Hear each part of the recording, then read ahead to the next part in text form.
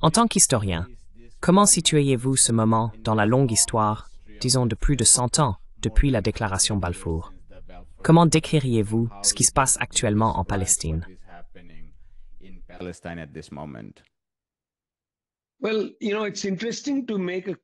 Eh bien, vous savez, il est intéressant de faire une comparaison rapide avec ce qui s'est passé dans le sous-continent indien. Parce que tant dans l'Empire britannique en Inde que dans le mandat britannique, dans cette partie de l'Asie occidentale, les Britanniques ont décidé de faire la même chose, c'est-à-dire de diviser ce qu'ils considéraient comme un problème insoluble. En Inde, ils ont partagé le pays, créé un soi-disant pays musulman et un soi-disant pays hindou, et ont laissé 13 millions de personnes traverser une frontière imaginaire, au départ imaginaire. 1 million de personnes sont mortes lors de la partition du sous-continent indien. Ce fut un bilan meurtrier brutal. 1 million de personnes. Vous savez, ma famille vient de Lahore aujourd'hui en Inde, et ainsi de suite. 13 millions de personnes ont fait ce voyage.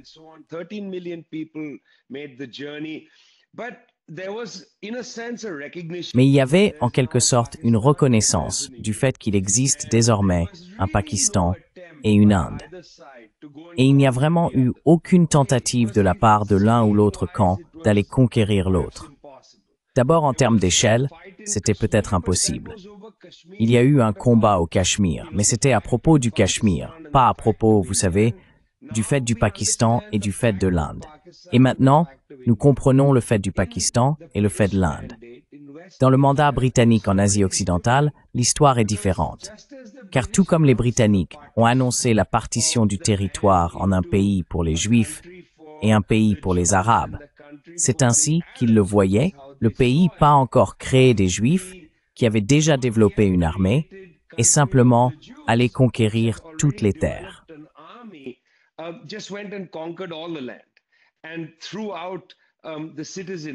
Et dans l'ensemble de la population, 700 000 Palestiniens ont été expulsés de leurs terres, déplacés vers des camps à Gaza, au Liban, en Israël, en Jordanie, etc., et même plus loin. C'est une histoire très différente. Elle est violente, tout comme la partition en Asie du Sud l'a été. Mais ici, le nouvel État d'Israël n'a fondamentalement pas reconnu les Palestiniens comme un pays voisin, comme une entité, comme un peuple. Et depuis 1948, il mène une Nakba permanente, tentant essentiellement d'anéantir les Palestiniens de la région, de prendre toutes les terres, vous savez, du fleuve à la mer pour Israël, du Jourdain à la Méditerranée et peut-être au-delà. Il existe bien sûr des plans pour aller au-delà du Jourdain afin de prendre de vastes portions de la Syrie.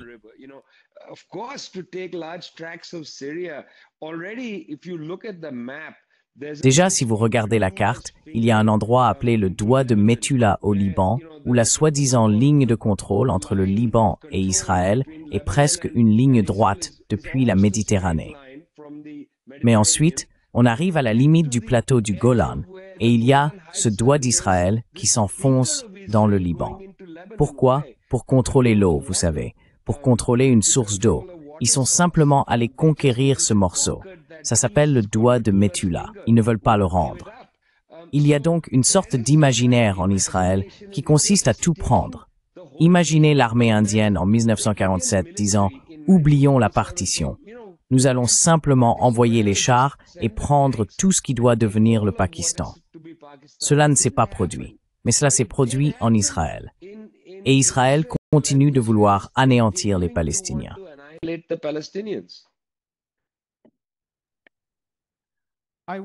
Je voulais vous poser une question sur la façon dont vous percevez le mouvement de résistance palestinien ou le mouvement national à l'heure actuelle. Car j'ai reçu Moen Rabbani dans mon émission et je lui ai demandé quels pourraient être, selon lui, les éléments qui permettent d'être optimiste en ce moment. Même si, d'une certaine manière, il est impossible de l'être, mais il ne faut pas non plus sombrer dans le fatalisme. Il faut chercher l'espoir. Et il a effectivement évoqué certains de ces changements sur lesquels nous reviendrons. Mais l'une des choses qu'il a dites, c'est que le mouvement palestinien semble aujourd'hui manquer. Contrairement peut-être aux années 80, où l'OLP, malgré tous ses échecs, était un mouvement national fort. il a souligné que les divisions sont très marquantes et que la cause palestinienne manque désormais d'un mouvement nationaliste uni. Que pensez-vous des divisions entre les différentes factions du mouvement palestinien?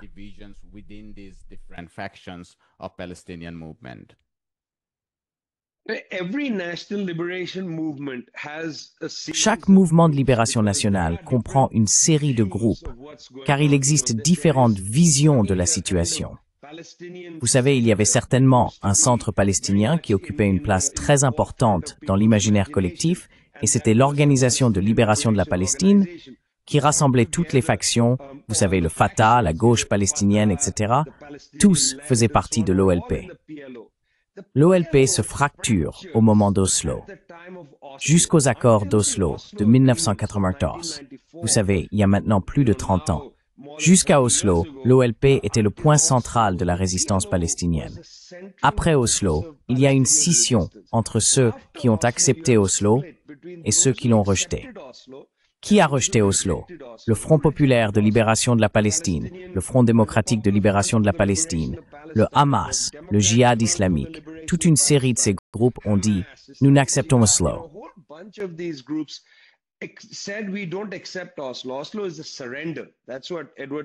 Oslo est une reddition. C'est ainsi qu'Edward Said l'a qualifié. Une reddition.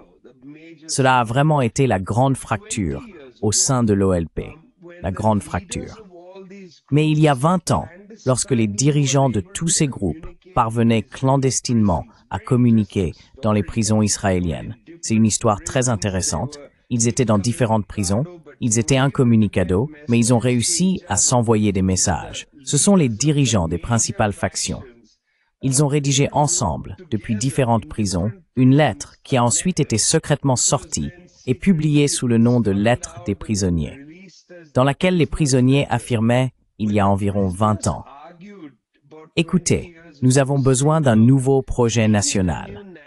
Nous comprenons désormais les échecs d'Oslo. L'autorité palestinienne est devenue un agent de police pour l'occupation israélienne. Elle ne porte plus vraiment la vision de l'OLP. Nous avons besoin d'une nouvelle politique. Nous avons besoin d'un nouvel horizon.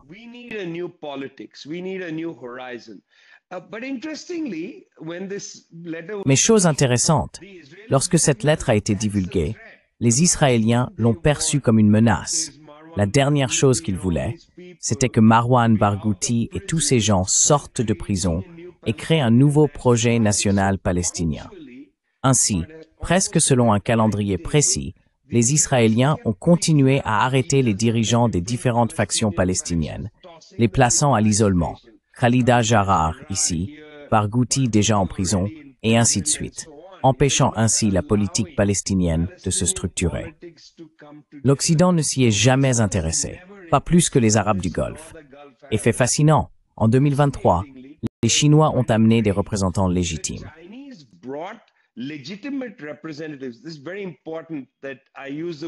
C'est très important que j'utilise le terme « représentant légitime », car de nombreux dirigeants sont détenus dans des prisons israéliennes, en détention administrative, sans aucune possibilité d'activité politique, etc. Ainsi, des représentants de ces mouvements ont été amenés en Chine. Là encore, beaucoup de travail clandestin a été nécessaire pour les y faire venir.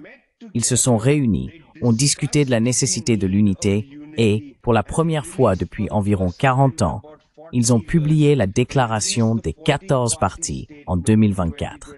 C'est une déclaration extrêmement importante. Mais ils sont effectivement affaiblis, leur capacité d'agir est limitée en raison de la pression israélienne sur le terrain. Ils ont énormément de difficultés à faire avancer leurs projets politiques.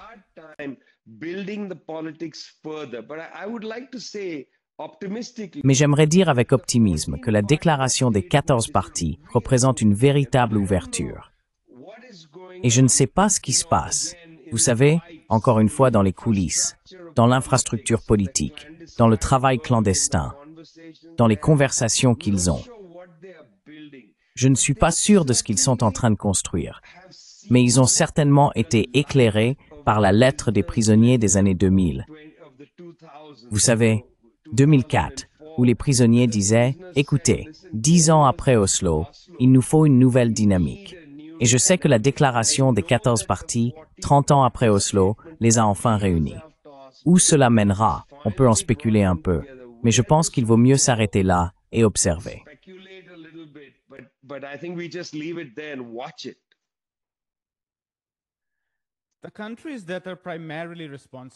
Les pays principalement responsables de ce qui se passe en Palestine sont les États-Unis, en tête, suivis de l'Europe. Je veux dire, il y a eu quelques exceptions peu honorables dans le Sud global. L'Inde et l'Azerbaïdjan me viennent à l'esprit. Mais ce sont, franchement, des pays très insignifiants. Si l'Occident ne leur fournissait pas d'armes, de soutien idéologique, ainsi que toutes sortes de soutiens diplomatiques et de renseignements, etc., la situation serait différente. Dernièrement, on a vu ces sortes de crises morales, d'une certaine manière, de la part des Européens, qui disent « Nous reconnaîtrions l'État palestinien », tout en maintenant cette façade de lutte pour éliminer le Hamas. Donc cela donne en fait à Israël le feu vert pour continuer ce qu'il fait déjà.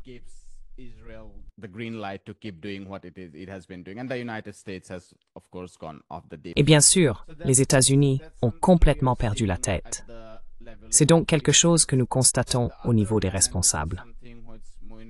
D'un autre côté, et c'est un point sur lequel Moïn Rabbani a dit qu'il ne fallait pas être fataliste, il y a un élan de soutien au sein de ce noyau impérial parmi la population en général, y compris de nombreux juifs aux États-Unis. Pourriez-vous commenter ces deux types de développements contradictoires que nous observons dans le noyau impérial en ce qui concerne la question de la Palestine?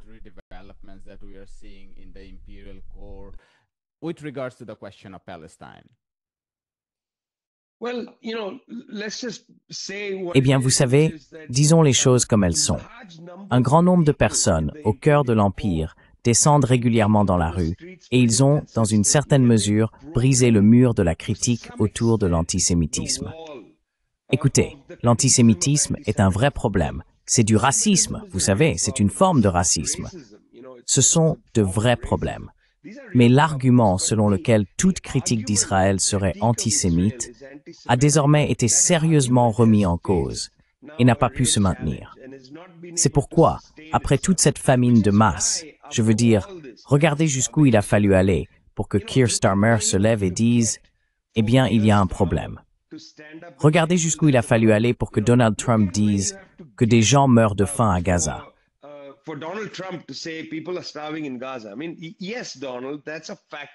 Je veux dire, oui, Donald, c'est une affirmation factuelle.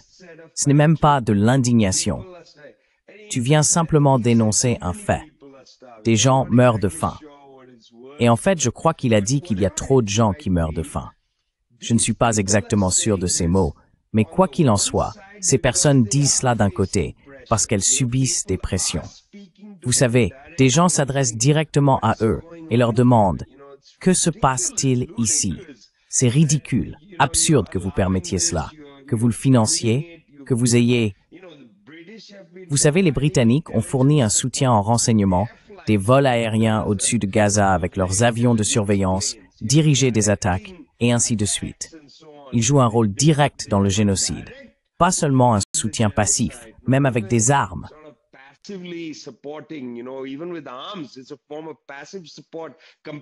C'est une forme de soutien passif, comparé à la fourniture d'informations de ciblage. Oui. Il y a des avions de surveillance et ainsi de suite, une participation active. C'est une pression. Mais il y a aussi le fait que les Palestiniens font face à quelque chose que je pense les gens en Occident n'ont pas vu depuis très longtemps. Vous savez, cette campagne de famine. Même dans des endroits comme le Soudan, lorsqu'il y a eu des incidents liés à la famine, en 2011, 2012, 2021, il ne s'agissait pas de campagne de famine, où quelqu'un a directement dit « Je veux dire Netanyahou est le personnage le plus horrible ». Son caractère est douteux. Vous savez, les Iraniens viennent d'annoncer « Nous avons un problème avec l'eau ».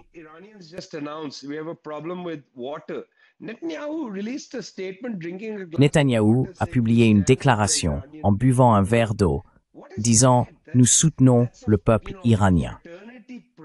Mais qu'est-ce que c'est que ça? C'est une blague de fraternité. Vous voyez, c'est ce genre de personnage. Rappelez-vous, une douzaine de personnes sont mortes lors de l'attaque contre Charlie Hebdo à Paris. Et tous les dirigeants du monde sont venus, y compris Netanyahou, pour défiler dans la rue en disant « Nous condamnons cela ». Où est la marche aujourd'hui? Où sont Macron et tous les autres? Quand vont-ils dire « Nous allons marcher dans les rues de Gaza en apportant de l'aide avec nous » ? Rien. Ce sont des gens hypocrites. Donc l'hypocrisie est évidente. Mais il est aussi vrai qu'ils font maintenant quelques déclarations poussées par le peuple et les circonstances terribles à Gaza.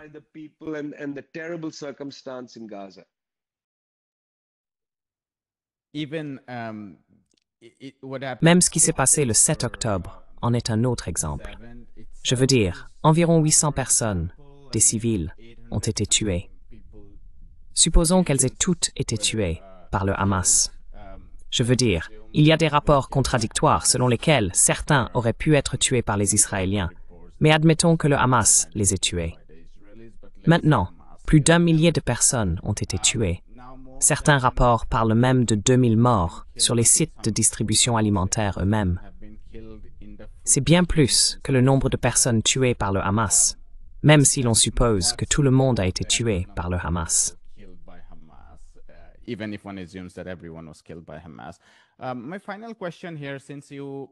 Ma dernière question ici, puisque vous avez établi un parallèle avec le sous-continent indien, c'est que je pense qu'une des différences clés dans le cas d'Israël, c'est que nous avons eu un peuple de colons. Je veux dire, ce sont essentiellement des Européens venus d'ailleurs. Sur le sous-continent indien, ce sont tous des gens qui vivaient déjà là, et il y a eu une division interne.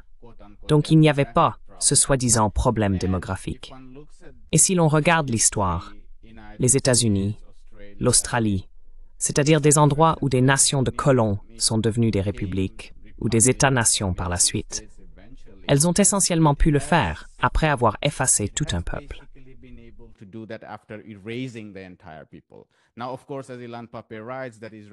Bien sûr, comme l'écrit Ilan Pappé, Israël fait face à un problème, car c'est une nation coloniale de peuplement du XVIIIe siècle et un État colonial de peuplement au XXIe siècle.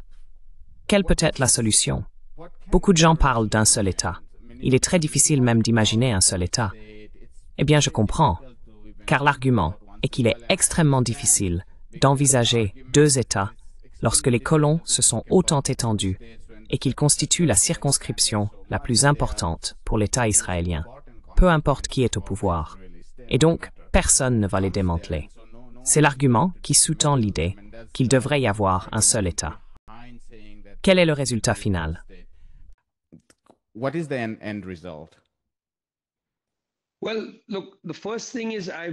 Eh bien, écoutez, la première chose, c'est que je comprends très bien pourquoi différents pays appellent à une solution à 2 États ou à la reconnaissance de la Palestine, etc. J'y suis tout à fait favorable en ce moment. Pourquoi? Parce qu'actuellement, l'enjeu crucial est d'empêcher l'annexion israélienne de Gaza et de la Cisjordanie.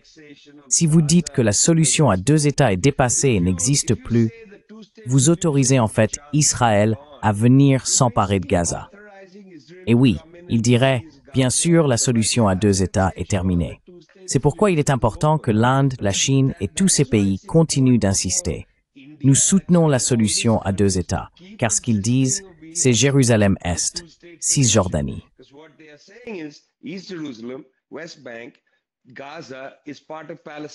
Gaza fait partie de la Palestine. Elle ne peut pas être saisie par Israël. Il faut faire partir les colons, c'est illégal. Vous voyez, si vous annulez la solution à 2 États, alors les colons ne sont plus illégaux. Les colons en Cisjordanie diront « il n'y a pas 2 États ». Oui. Donc pour l'instant, il est très important, tactiquement, de continuer à insister sur le fait qu'il existe une situation à 2 États. Et cela est établi dans les traités internationaux. C'est très important. On ne peut pas y renoncer. À l'avenir, il y aura un vrai débat à avoir. À l'avenir, un vrai débat à avoir. Et je vais vous dire pourquoi.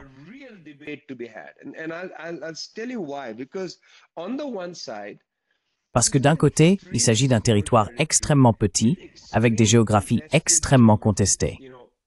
Vous savez, chaque petite ville est un enjeu, oui, de récits contradictoires, de villes, d'importance historique, et ainsi de suite. Chaque zone. C'est très encombré, en un sens c'est dense. C'est encombré physiquement et c'est dense historiquement et culturellement. Tout est contesté. Dans ces conditions, il n'y a vraiment aucune possibilité de deux États. Je veux dire, il faut trouver un moyen de relier Gaza à la Cisjordanie. Comment allez-vous faire? Construire un monorail? Allez-vous permettre des frontières ouvertes?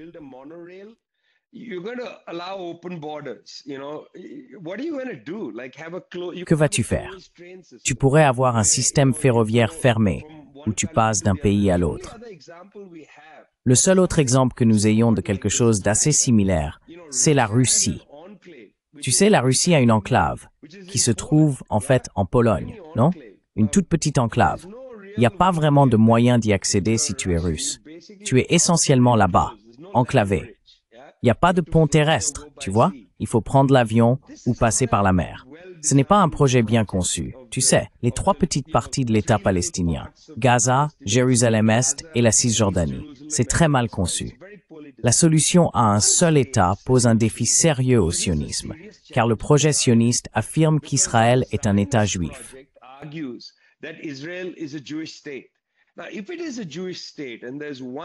Maintenant, si c'est un État juif et qu'il n'y a qu'un seul État, il ne sera plus majoritairement juif. Ce sera très proche du 50-50. Et puis, la démographie montre qu'il deviendra probablement, avec le temps, un État à majorité palestinienne. D'accord, eh bien c'est un problème pour le sionisme. Mais il est intéressant de noter qu'Israël a été plutôt hypocrite à ce sujet. Ils n'ont jamais déclaré ouvertement « Nous sommes un État juif ». D'un autre côté, toute la structure juridique soutient l'idée que c'est un État juif. Il faudrait donc annuler l'idée que c'est un État juif, ce que je pense. Le suprémacisme juif dans l'État est une mauvaise idée, tout comme le suprémacisme hindou, le suprémacisme blanc ou toute forme de suprémacisme. C'est une très mauvaise idée.